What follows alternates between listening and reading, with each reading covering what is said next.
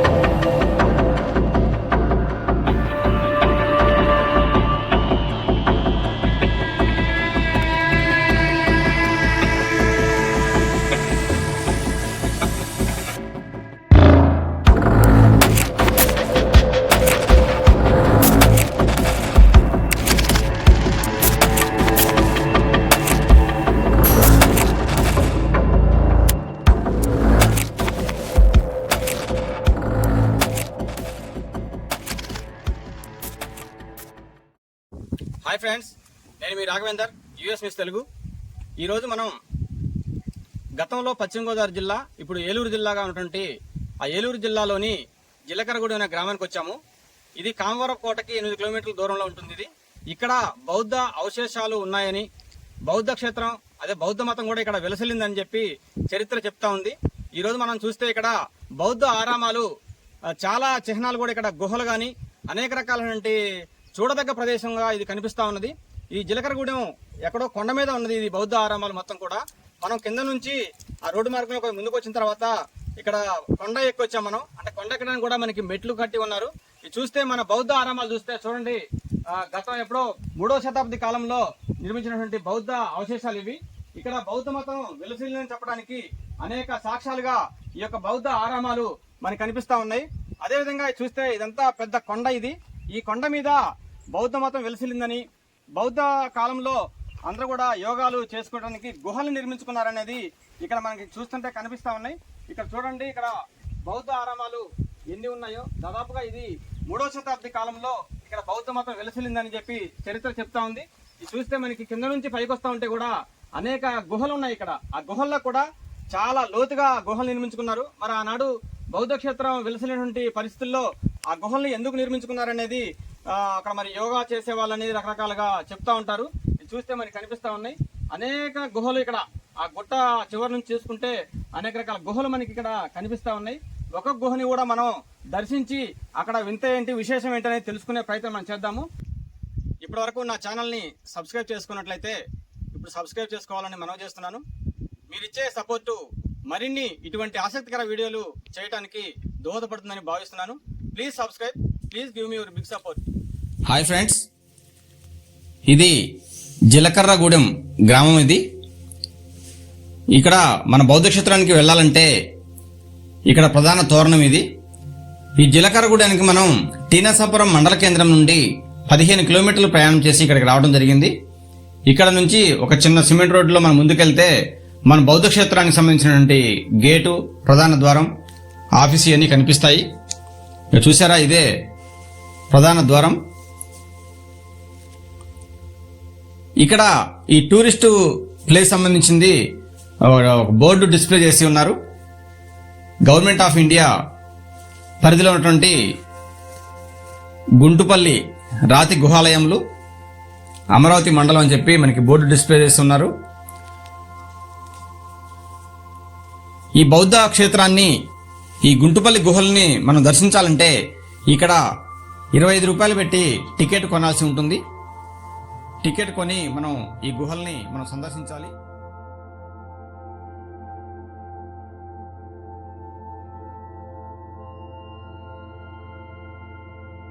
ప్రతిరోజు కూడా ఉదయం 8:30 నుండి సాయంత్రం 5 గంటల వరకు మనకి బౌద్ధ క్షేత్రం అందుబాటులో ఉంటుంది. ఈ టైంలో మాత్రమే మనం దీన్ని దర్శించాల్సి ఉంటుంది. ఈ క్షేత్రానికి కింద పైన కూడా సెక్యూరిటీ వారు కూడా ఉంటారు. వీటిని ఆంధ్ర అజంతా గుహలని కూడా పిలుస్తూ ఉంటారు.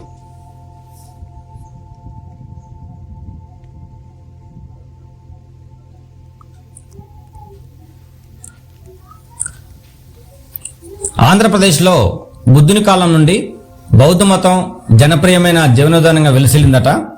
ఆంధ్రప్రదేశ్లో బయలుపడిన అనేక బౌద్ధ నిర్మాణ శిథిలావశేషాలు బౌద్ధ మత చరిత్రలో ఆంధ్రుల విశిష్ట స్థానానికి నిదర్శనాలని చెప్తుంటారు.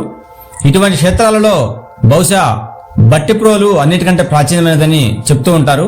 గుంటుపల్లి కూడా సుమారు అదే కాలానికి చెందిందని, అంటే క్రీస్తు పూర్వం 3వ శతాబ్దికే ఇవి ముఖ్యమైన బౌద్ధ క్షేత్రాలుగా విలసిల్లినవి. గుంటుపల్లిని ఇటీవల వరకు కూడా బౌద్ధ క్షేత్రంగానే భావించారు. కానీ ఇటీవల లభ్యమైన మహా మేఘవాహన సిరిసదా శాసనము, కారవేలుని శాసనాల వలన ఇక్కడ జైన మతం కూడా వెలిసిల్లిందని చెప్తూ ఉంటారు.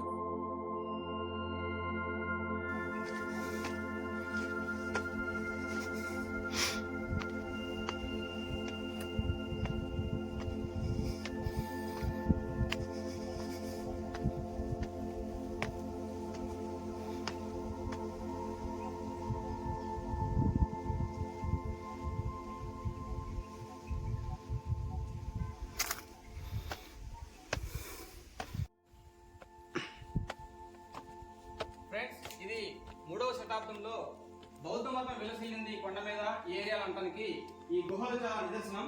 చూడండి, ఈ గుహని ఒక రాతి కొండలో ఎలా చెక్కారో చూడండి. ఈ గుహ చూస్తుంటే ఆనాడు బౌద్ధులు ధ్యానం చేసుకోవడం కోసం నివాసాలుగా ఏర్పరచుకొని నివాసం ఉండటం కోసం ఈ యొక్క రాతి కొండని ఇక్కడ గుహలుగా చెక్కి ఉన్నారు. చూస్తుంటే చాలా ఆశ్చర్యానికి గురవుతా ఉంది. ఈ కొండలో ఈ గుహను చూడండి ఎలా చెక్కారో. చూసారా, ఇక్కడ ఇంకా లోపలగా ఉన్నది. చాలా గబ్బిలాలు కూడా ఇక్కడ కనిపిస్తా ఉన్నాయి. ఇది చూస్తే గుహ ఇంకా చాలా లోతుగా ఉన్నట్టుగా అనిపిస్తా ఉంది. మనకి కాస్త బూడిపోయినట్టుగా కూడా మనకి అనిపిస్తా ఉంది.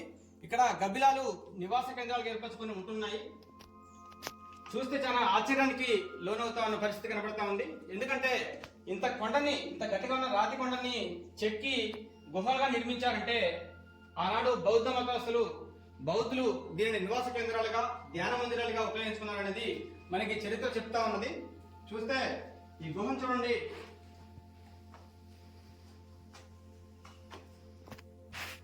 చూస్తుంటే గబ్బిలాల వాసన ఇక్కడ వస్తా ఉన్నది. గబ్బిలాలు కూడా అటు ఇటు తిరుగుతా ఉన్నాయి. ఈ గుహ చాలా ఆశ్చర్యానికి గురి చేసే విధంగా మనకి ఇక్కడ కనిపిస్తా ఉంది. ఇటువంటి గుహల్ని ఉపయోగించుకొని నివాస కేంద్రాలుగా ధ్యాన మందిరాలుగా బౌద్ధులు ఉపయోగించుకోవడానికి ఇవి సజీవ సాక్ష్యాలుగా మనకి కనిపిస్తా ఉన్నాయి.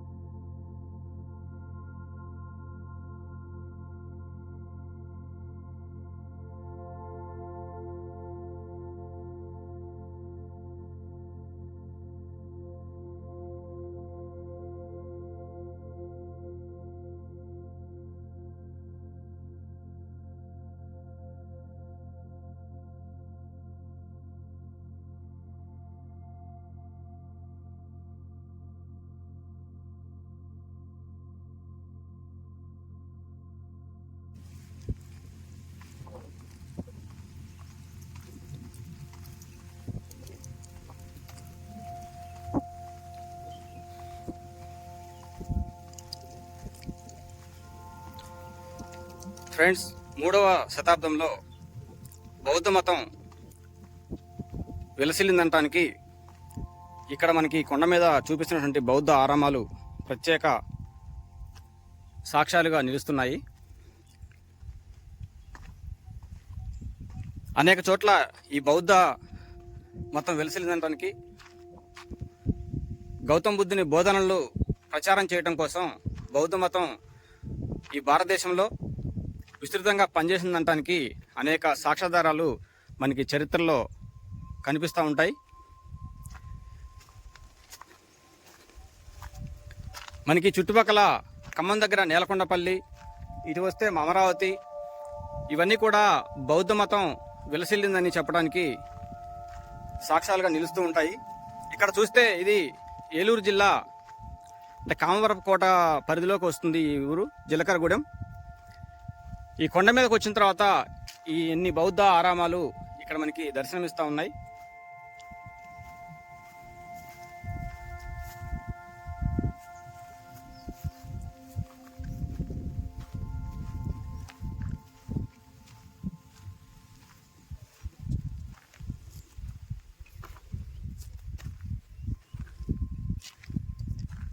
ఇక్కడ బౌద్ధ మతం ఎలా విలసిల్లింది అని చెప్పడానికి మనకి పాఠ్య పుస్తకాల్లో కానీ చరిత్రలో అనేక పాఠాలు మనకి ఉన్నవి. ఇవి చూసి అవి చదివినప్పుడు మాత్రం ఈ బౌద్ధ మతం ఏ విధంగా వెలసిల్లిందని చెప్పడానికి మనకి అనేక సమాధానాలు దొరికే పరిస్థితి ఉంటుంది. చూస్తుంటే చాలా ఆశ్చర్యానికి లోనయ్యే పరిస్థితి ఉన్నది.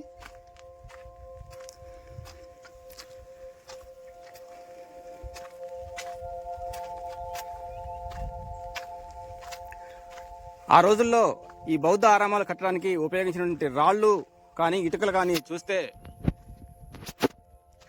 మనకి పురావస్తు శాఖ ఆధ్వర్యంలో బయటపడిన అనేక నగరాలు మనకి గుర్తొస్తూ ఉంటాయి. బహుశా ఇది నీటి కొలను అయి ఉండొచ్చు ఆ రోజుల్లో.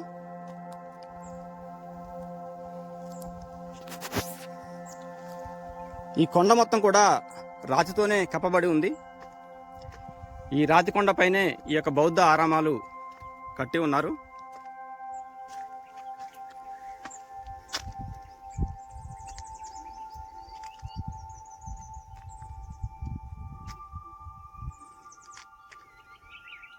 చూస్తుంటే ఇక్కడ ఒక మహానగరమే వెలసిల్లినట్టుగా మనకి అర్థమవుతా ఉంది.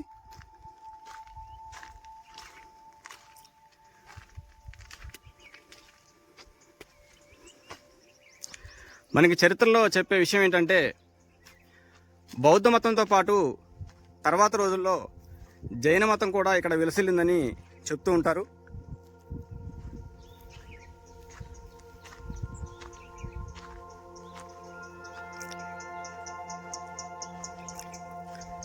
ఈ స్తూపం అనేది రాతితో కట్టిన స్తూపం అని ఇక్కడ బోర్డు ఉన్నది. ఈ బౌద్ధ స్తూపాలు ఇవి. వీటిని బౌద్ధ ఆరామాలు అని కూడా పిలుస్తూ ఉంటారు. ఎక్కువగా ఆ రోజుల్లో రాతితోని తయారు చేసిన ఇటుకలతోటి ఈ బౌద్ధ స్తూపాలు అనేది నిర్మించినట్లు తెలుస్తూ ఉంది.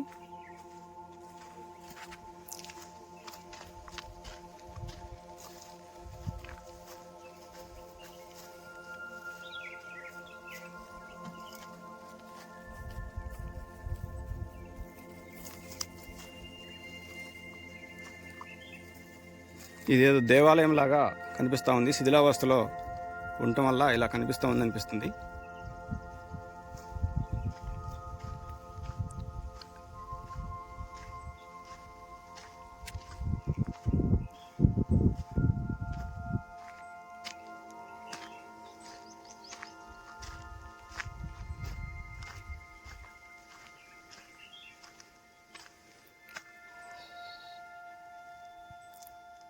ఇటువైపున కూడా ఇంకా ఉత్తరమున గుహలు ఉన్నాయని చెప్పి ఇక్కడ బోర్డు పెట్టి ఉంది.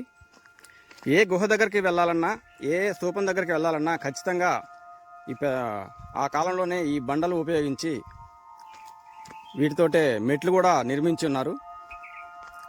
ఈ దట్టమైన అడవి కొండ మీద బౌద్ధారామం చూసేందుకు ఈ మెట్లు చాలా ఉపయోగపడుతున్నాయి.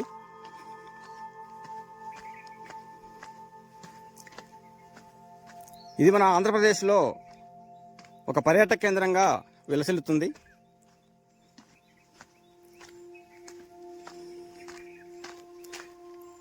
ఈ గుహలు, ఈ ఆరామాలు చూసేందుకు, బౌద్ధ స్తూపాలు చూసేందుకు ఎక్కడెక్కడి నుంచో సందర్శకులు కూడా విరివిగానే వస్తున్నారు.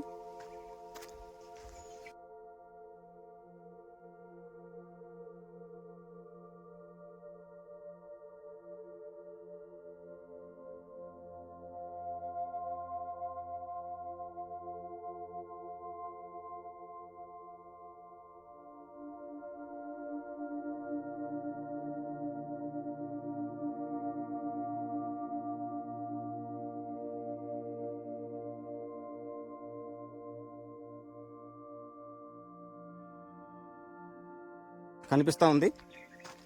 ఈ గుహని వెళ్ళటానికి కూడా కింద కూడా మెట్లు నిర్మించి ఉన్నారు. చూడండి.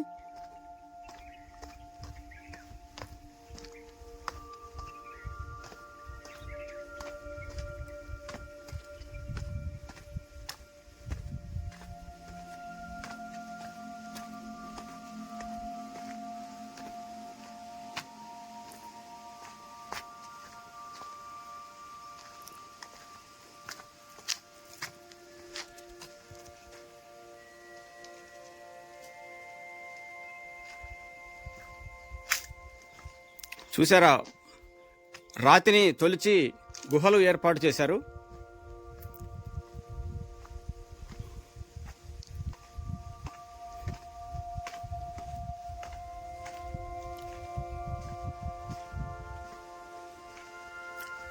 ఈ గుహలు చూస్తుంటే ఏదో కొండని తొలిచి మైనింగ్ చేసినట్టుగా ఎలా అయితే గుహలు తవ్వేవారో అలా తవ్వినట్టుగా కనిపిస్తూ ఉంది. కానీ ఇవన్నీ కూడా బౌద్ధ మతం విలసిల్లిన రోజుల్లో మరి బౌద్ధులు ఇక్కడ కూర్చొని యోగాలు చేసేవాళ్ళని, మునీశ్వరులు తపస్సు చేసినట్టుగా ఈ గుహల్లో కూర్చొని మరి యోగా చేసేవాళ్ళు, తపస్సు చేసేవాళ్ళు అనేది మనకి అక్కడక్కడ చెప్తా ఉంటారు.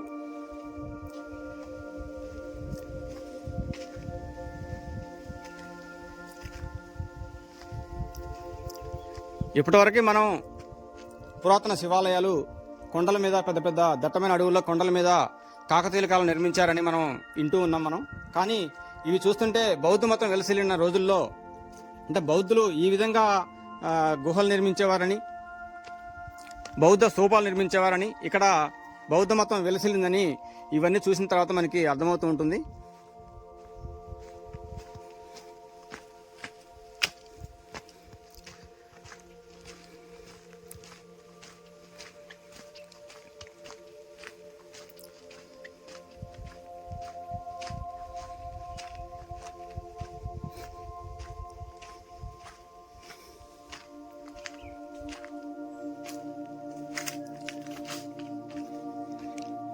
చూసారా ఫ్రెండ్స్, రాతి కట్టడాన్ని తొలిచి గుహలు ఏర్పాటు చేస్తున్నారు.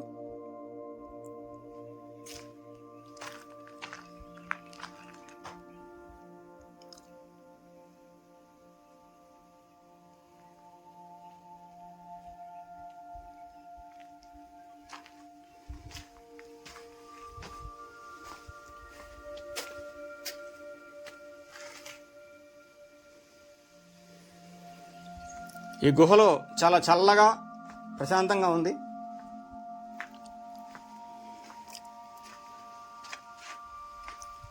అందుకే కాబోలు బౌద్ధులు ఇటువంటి గుహల్ని ఏర్పాటు చేసుకొని ప్రశాంతమైనటువంటి వాతావరణంలో యోగా కానీ తపస్సు అనేది చేసేవాళ్ళు అనేది మనకి అర్థమవుతూ ఉంది.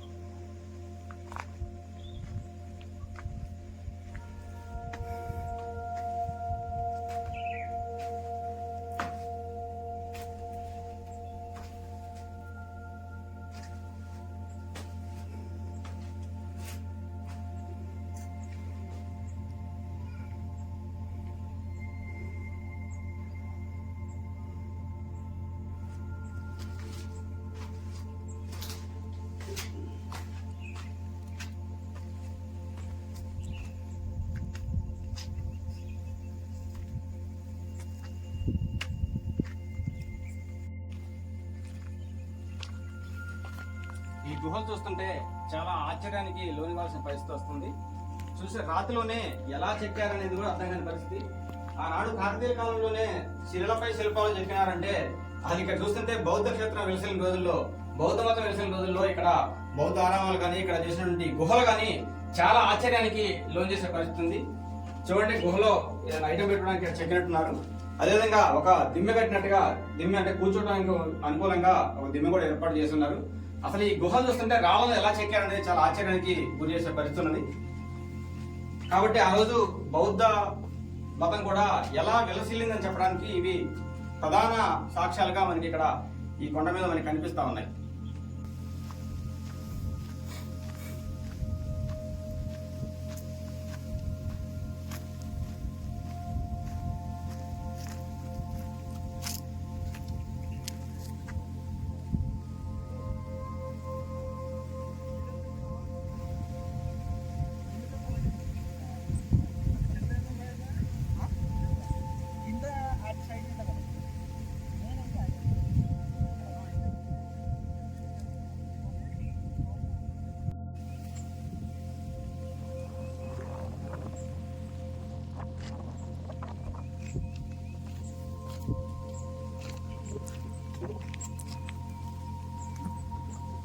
చూస్తున్నారా, ఇదంతా కూడా ఒక ట్రాక్ లాగా ఉంది.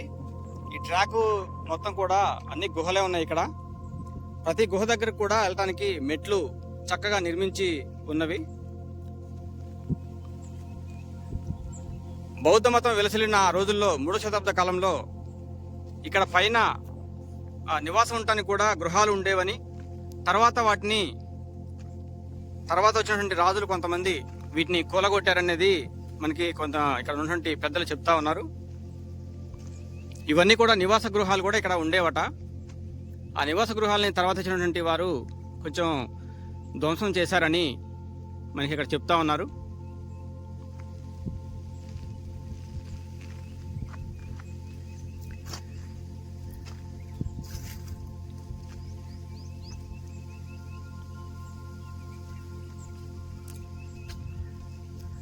ఈ చెట్టు పేరు ఇండిపు చెట్టు అంటారు దీన్ని. అంటే దీనికి కాయలు ఉంటాయి, చిన్న చిన్నగా కాయలుగా ఉంటాయి. ఈ కాయల్ని మనం అరగదీసి మురికి నీళ్ళలో వేస్తే అందులో డస్ట్ అంతా కూడా అడుగు చేరి తేట నీళ్లు పైకి వస్తాయని మనకి చెప్తా ఉన్నారు. అదేవిధంగా ఈ ఆకులను కూడా ఇక్కడ బౌద్ధ మతం వెలసిల్లిన రోజుల్లో ఈ చెట్టు ఆకులను తీసుకెళ్లి ఆ కోనేరు, ఆ కొలంలో వేస్తే అవన్నీ కూడా నీరు శుభ్రమవుతాయని, ప్యూరిఫై అవుతాయని ఈ ఆకులను ఉపయోగించేవారని తెలుస్తుంది. ఈ ఆకుల్ని తీసుకెళ్లి నీటి కొలంలో వేసేవారట. ఈ చెట్టును కూడా దైవంగా భావించి పూజల పురస్కారాలు చేస్తూ ఉంటారు. ఈ కాయల్ని మనం చూడవచ్చు. ఇండిపు చెట్టు, ఇండిపు కాయలు ఇవి మనకి కొట్లలో కూడా, షాపుల్లో అమ్ముతూ ఉంటారు. ఈ కాయని అరగదీసి మనం కొంచెం నీళ్లు, మురికి నీళ్ళు ఉన్న బిందెలో కానీ గ్లాసులో కానీ వేస్తే అందులో డస్ట్ అంతా అడుక్కు చేరి తేట నీళ్ళు మాత్రమే పైకి వస్తాయట. అంటే ప్యూరిఫై అవుతాయి వాటర్ అని చెప్తున్నారు.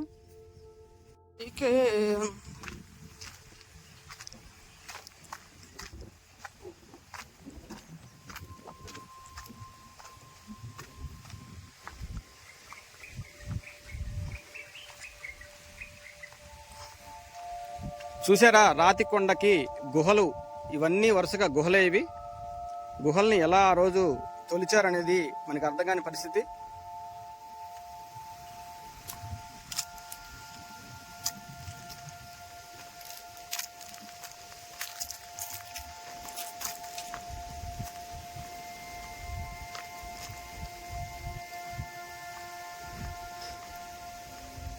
ఇదంతా కూడా పైన బౌద్ధ ఆరామాలు ఉన్న చోటకి ప్రహరీ గోడ లాగా చుట్టూ గోడ నిర్మించున్నారు. ఇక్కడ చూస్తే మనకి ఇంకొక గుహ కనిపిస్తూ ఉంది. చూసారా, రాతిలో ఈ గుహని ఎలా చెక్కి ఉన్నారో చాలా ఆశ్చర్యానికి గురి చేసే పరిస్థితి. ఈ గుహకి ముందు ఉన్న గూడులాగా ఇది ఒకటి చెక్కి ఉన్నారు. అటుపక్క ఇటుపక్క కూడా గూళ్ళు చెక్కి ఉన్నారు. చూడండి, గుహ లోపలికి వెళ్దాం. ఎంత చల్లగా, ఎంత ఆహ్లాదకరంగా ఉందో. ఇక్కడ చల్లగా ఉంది.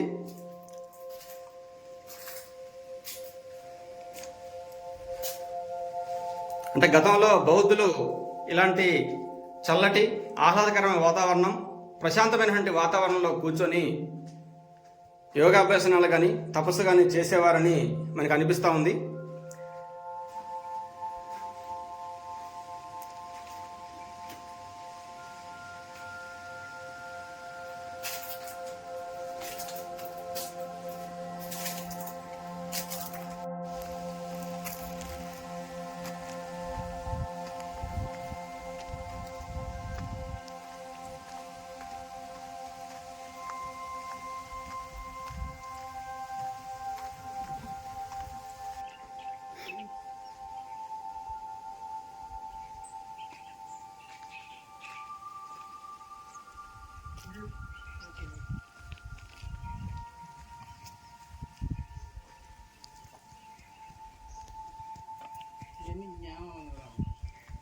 ధ్యాన మందిరాలు.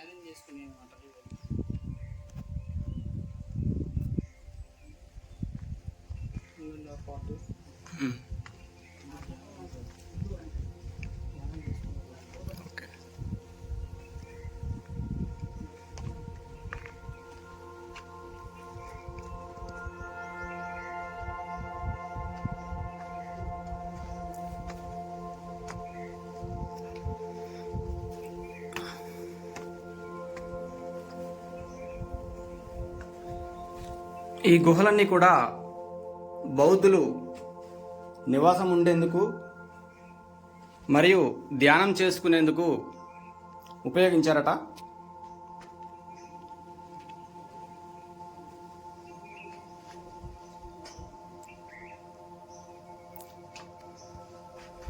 మొత్తం రాతి కొండనే తొలిచి ఆ రోజు ఈ విధమైనటువంటి కట్టడాలు, ఈ విధమైన చెక్కడాలు చెక్కారు.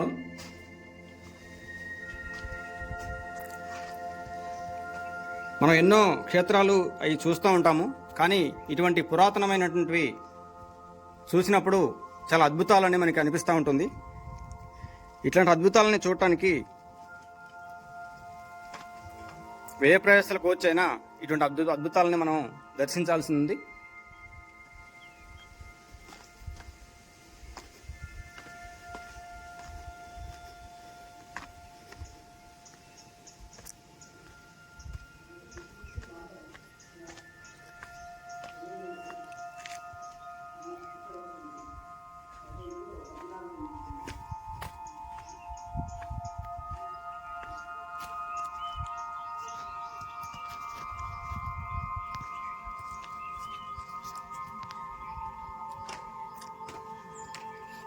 కొన్ని అద్భుతమైనటువంటి ప్రదేశాలు చూడాలంటే కొన్ని సాహసాలు చేయాల్సిందే. ఈరోజు ఈ కొండ మీద మెట్లెక్కి కొండ మొత్తం తిరుగుతూ బౌద్ధ మతం వెలసిల్లిన రోజుల్లో, అంటే 3వ శతాబ్దంలో జరిగినటువంటి ఈ కట్టడాలు, ధ్యాన కేంద్రాలు, నివాస కేంద్రాలు రాతిని తొలిచి తయారు చేయడం అంటే మామూలు విషయం కాదు. ఇటువంటి అద్భుతాలని మనం ఈరోజు దర్శిస్తూ ఉన్నాము. చూడండి ఇక్కడ ఎంత అద్భుతంగా చెక్కి ఉన్నారో.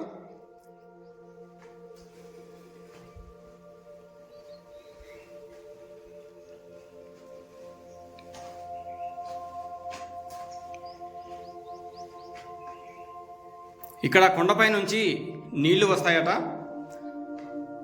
ఈ నీళ్లు బయటకు వెళ్లేందుకు కూడా ఆ కాలంలోనే ఒక డ్రైనేజీ లాగా కూడా దీన్ని ఇక్కడ నిర్మించి ఉన్నారు. చూస్తే ఇది చాలా ఆశ్చర్యానికి లోంచేసేది. రాతి మీదనే ఈ డ్రైనేజీని కూడా చెక్కి ఉన్నారు నీళ్లు పోవడం కోసం. ఇంతటి ఆశ్చర్యకరమైనటువంటి గుహలు ఇక్కడ ఉన్నాయనేది మనం చూసేంత వరకు కూడా మనకి అంత తెలియదు. చూసారా వీటిని ఎలా నిర్మించారో అసలు.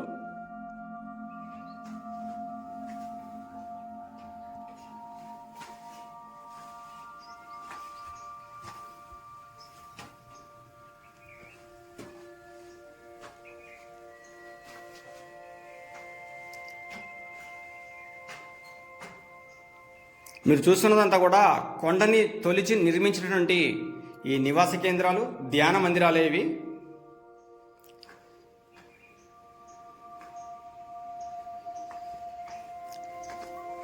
ఈ మెట్లు కట్టినవి కూడా ఇటువంటి రాళ్లతోనే నిర్మించి ఉన్నారు.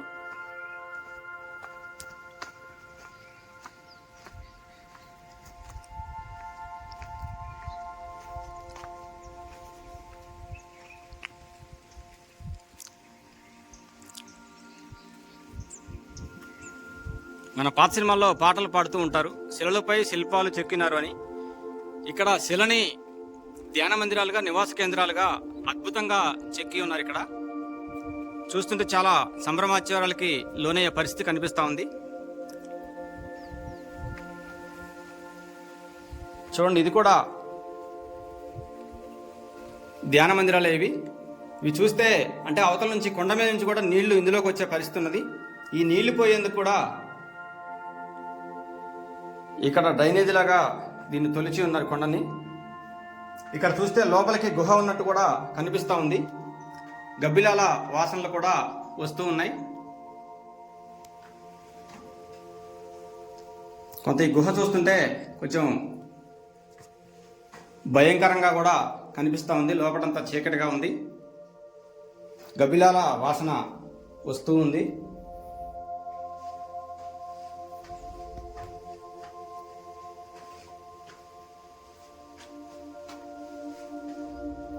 ఇది చూసారా, ఇది గుహ. ఇది మనకి లోపల చీకటిగా ఉంది, కనిపించట్లేదు.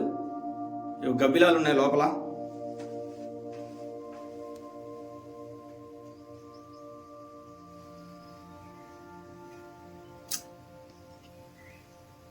చూసారా, అవి గబ్బిలాలు. అవి ఈ గుహ మొత్తం మీద కూడా వెనక నుంచి పెద్ద గుహ కనిపిస్తా ఉంది మనకి.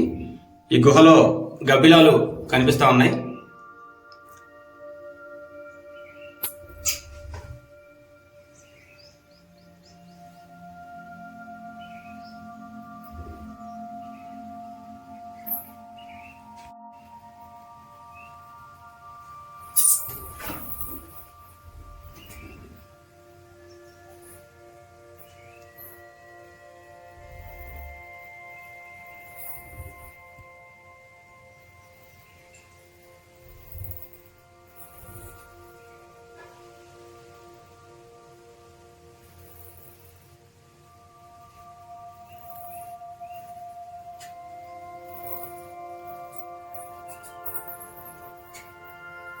చూసారా, అవన్నీ కూడా గబ్బిలాలే.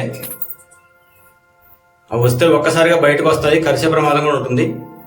ఇక్కడ ఎక్కువసేపు ఉండటం కూడా మంచిది కాదు. అవి చూస్తుంటే భయంకరంగా కనిపిస్తూ ఉన్నాయి.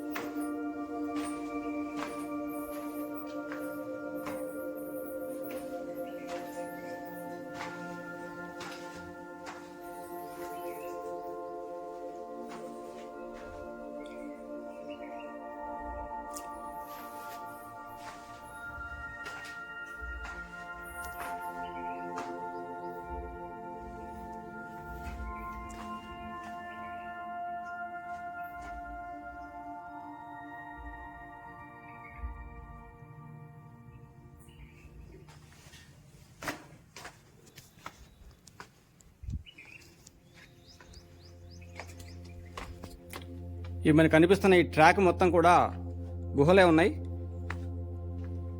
చూసారా, ఇదొక గుహ. ప్రతి గుహకి ముందు ఇటువంటి కిటికీ లాంటిది, అంటే ఏమైనా పెట్టుకోవడానికి వీలుగా ఉండే విధంగా, లేకపోతే ఆ కాలంలో లోన ధ్యానం చేస్తూ ఉంటే బయట ఏమన్నా దీపాలు వెలిగించి పెట్టేవారే. మరి ఈ గూడులాగా చెక్కి ఉన్నాయి. ఇది చూస్తే లోనకి వెళ్తే మనకి, చూసారా,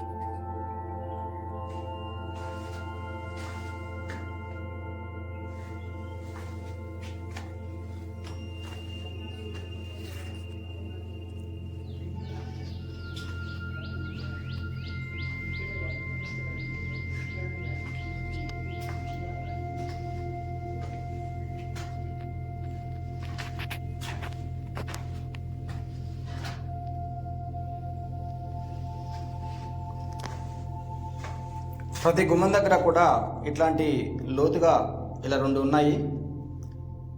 మరి వీటిని అడ్డం పెట్టుకోవడం కోసం ఉపయోగించేవారు, కానీ ప్రతి గుమ్మం దగ్గర కూడా ఇలా ఉన్నవి.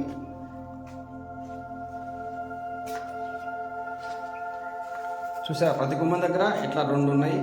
వీటిలో ఏదైనా పెట్టి మరి గుమ్మానికి అడ్డం పెట్టుకునే వాళ్ళేమో మనకు తెలియదు.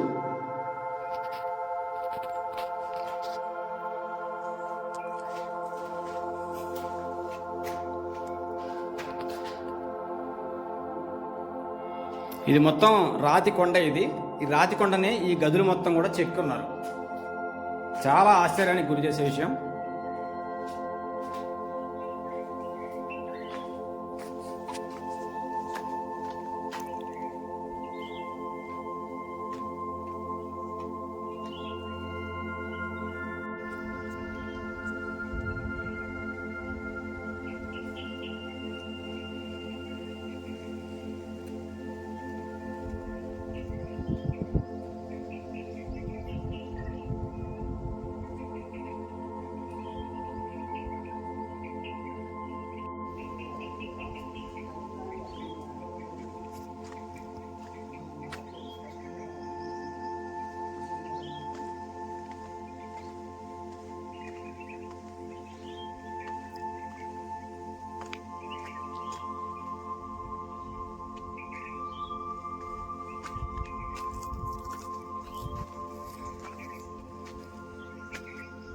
ఇది మొత్తం కొండే. కొండని గొడుగులాగా చూసారా ఎలా బాగా చెక్కారో. ఇది గొడుగులాగానే ఉన్నది.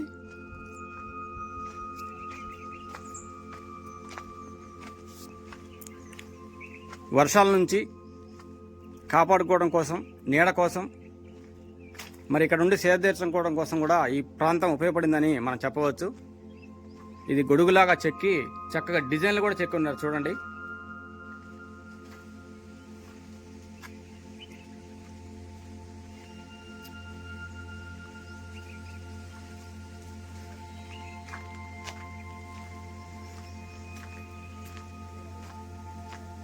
ఇంతటి చక్కని ప్రదేశాన్ని ఈరోజు మనం సందర్శించడం చాలా ఆనందంగా ఉంది.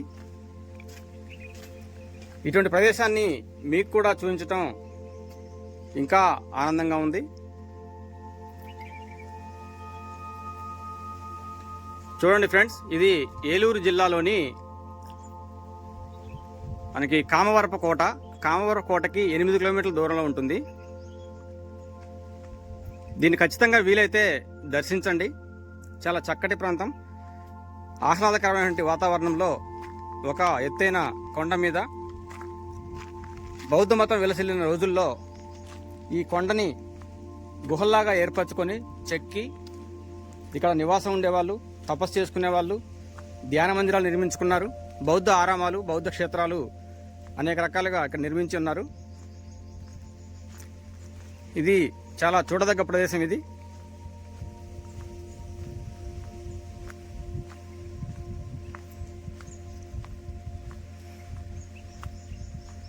ఇది రాతి గుహాలయము.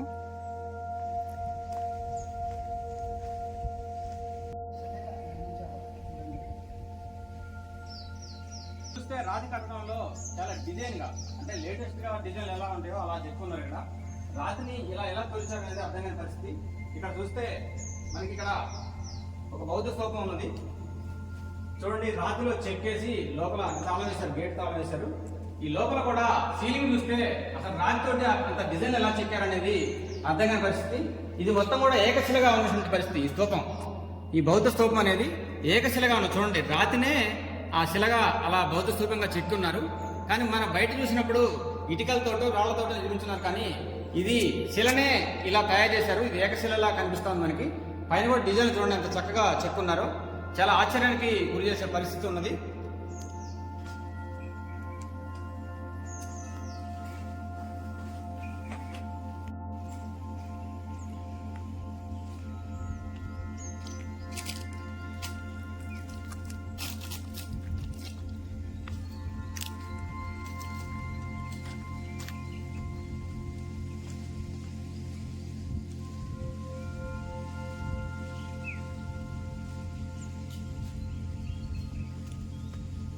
కొండలో ఇది కూడా ఒక చిన్న గుహలాగా చెప్తున్నారు. అంటే ఒక్కరు కూర్చొని ధ్యానం చేసుకునే విధంగా ఇది కనిపిస్తా ఉంది మనకి.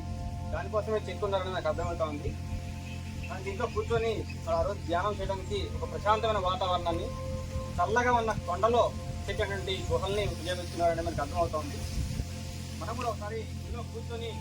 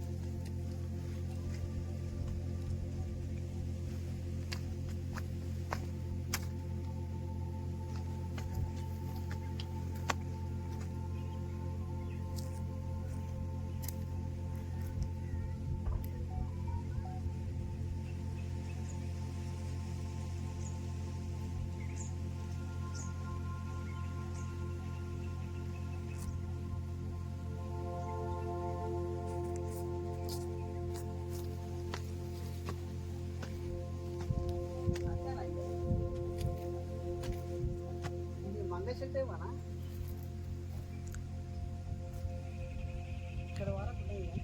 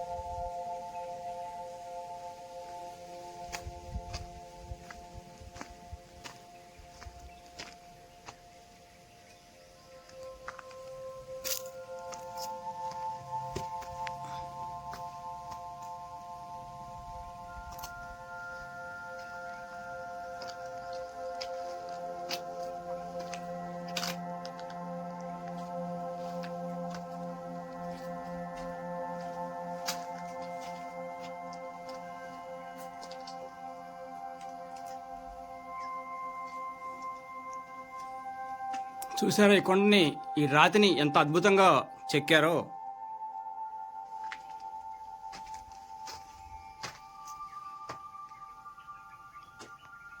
ఈ రోజుల్లో ఇలాంటి చేయటం అసలు సాధ్యం కాదు. ఆ కాలంలో ఏం ఉపయోగించారో ఎలా చేశారో కానీ ఒక కొండని తొలిచి ఇన్ని గుహలు, ఇన్ని నివాస కేంద్రాలుగా, ధ్యాన మందిరాలుగా ఏర్పరచుకున్నారంటే చాలా ఆశ్చర్యానికి గురిచేసే విషయం ఇది. 3వ శతాబ్దంలో బౌద్ధ మతం వెలసిల్లిందని చెప్పడానికి ఇవి సజీవ సాక్ష్యాలుగా మనకు కనిపిస్తూ ఉన్నాయి.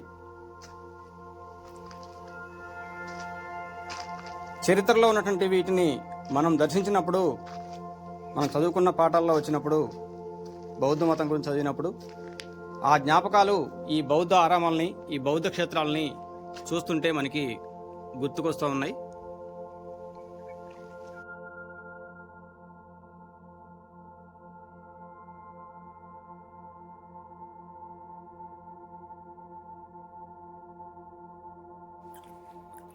చూసారుగా ఫ్రెండ్స్, ఇవి 3వ శతాబ్దం నాటివి. బౌద్ధ మతం విలసిల్లింది అని చెప్పడానికి సజీవ సాక్ష్యాలుగా ఉన్నటువంటి బౌద్ధ క్షేత్రాన్ని మనం ఈరోజు దర్శించాము.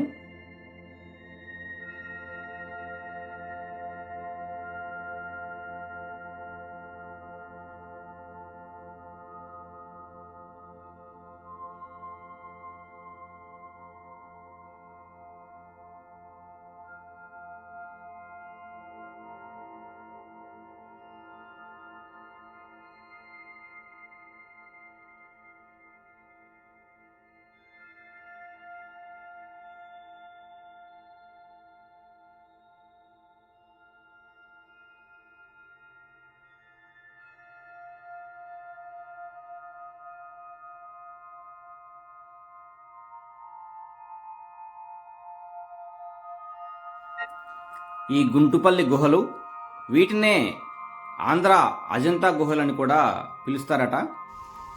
ఇంత మంచి దర్శనీయ ప్రాంతాన్ని ఈరోజు మనం సందర్శించాము. వీలైతే మీరు కూడా ఈ యొక్క గుంటుపల్లి గుహల్ని, బౌద్ధ క్షేత్రాన్ని సందర్శించండి. ఇది ఏలూరు పట్టణానికి 45 కిలోమీటర్ల దూరంలో ఉంటుంది. ఇక్కడ కామవరం కోటకి 6 కిలోమీటర్ల దూరంలో ఉంటుంది. కాబట్టి వీలైతే మీరు దర్శించండి ఫ్రెండ్స్. నా వీడియో కనుక మీకు నచ్చినట్లయితే లైక్ చేయండి, షేర్ చేయండి, సబ్స్క్రైబ్ చేయండి. మీరిచ్చే సపోర్టు మరిన్ని ఆసక్తికర వీడియోలు చేయడానికి దోహదపడుతుందని భావిస్తున్నాను. Please subscribe. Thank you.